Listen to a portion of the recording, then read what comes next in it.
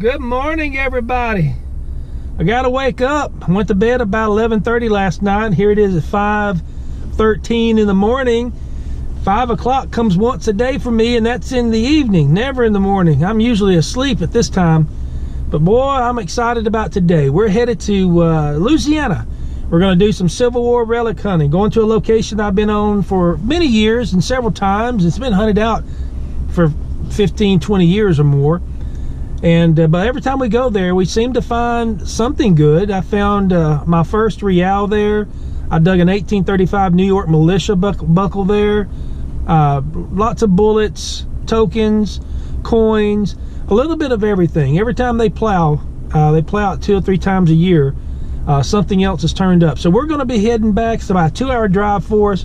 But anyway, let's get busy. Let's get off. Let's get on the road. Let's go save some history. Oh, it's a beautiful day out here in Louisiana, out here in the middle of the field. Let me take my drone up for you and show you where we're at.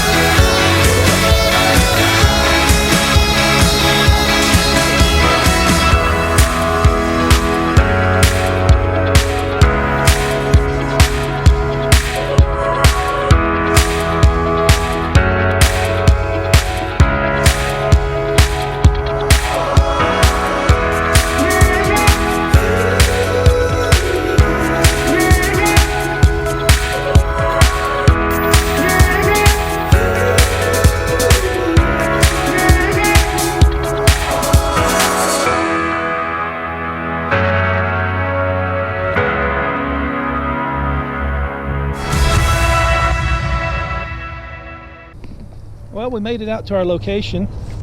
We're out here in Louisiana, a big field. This is kind of where Civil War troops that was fleeing from Mansfield and Pleasant Hill and Mansfield was coming down. And this is kind of the area they were coming through. And as far as you can see, it's just field. It's just miles of fields. I'm hunting with a couple of friend of mine, one friend here, and then met 2 guys here from Louisiana, and they're out hunting with us as well. It's a beautiful morning, a little cool, so let's get at it. Let's see what we can find. Let's see what some history that we can save.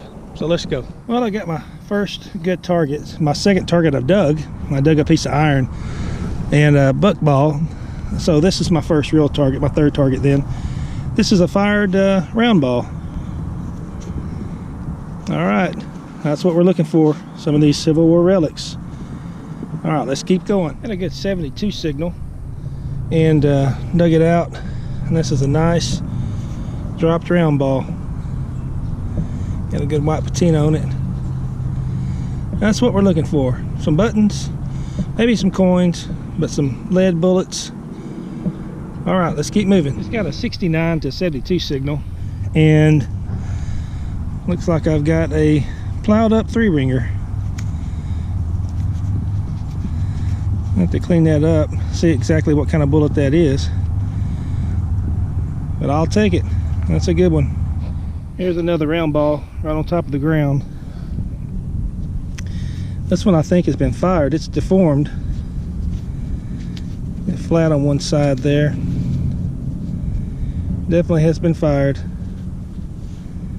What I'm finding most of are round balls, I'm looking for that belt buckle or some good coin too. All right, let's keep going. This was a 58-59 on my AT Max, and it's going to be a pistol shot. That's the first one I found of those out here. All right, let's keep moving. Got another whole round ball here. I don't know what caliber that is, but that's the size I've been digging. Looks like we got another round ball. Oh, seems like that's the only one we're digging. Not many 3-ringers. Just these round balls. This is a little bit smaller than the other ones. All right, let's stay at it. 79 to an 80. It was real jumpy. I got it out of the hole, and it's a solid 79 to 80. It's green. It's bigger than a penny. So I don't know. Let's go in here together and see what this is. Hopefully this is going to be something good. Or maybe it is a penny. Oh, don't tell me that's just going to be a weedy. Can't be just a weedy.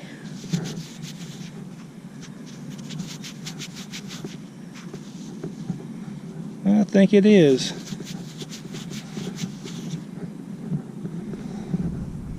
Oh, wow.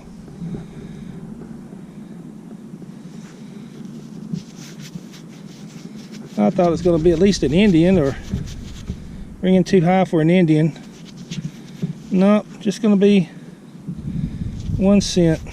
Oh well, I'll take it. It's probably one of the earlier ones. Can't get a date off of it. Let's keep going. Maybe we'll get an Indian out of here before too long. Now I know why that penny was jumping up until I got it uncovered. That's where I dug the wheat penny right here. But right here, I just popped it out. And that's going to be a nice 3-ringer. It's not patina white, but it's definitely a 3-ringer nonetheless. All right, maybe I'm in a good spot here. I think I'll just stay a little while right here. Well, I just found this little, I don't know what it is. It says WS, then the word patent, and it has some type on top, some type of little design. Let me get my other phone and get a close-up. I don't know what that is. We'll have to research that one. Another round ball right there.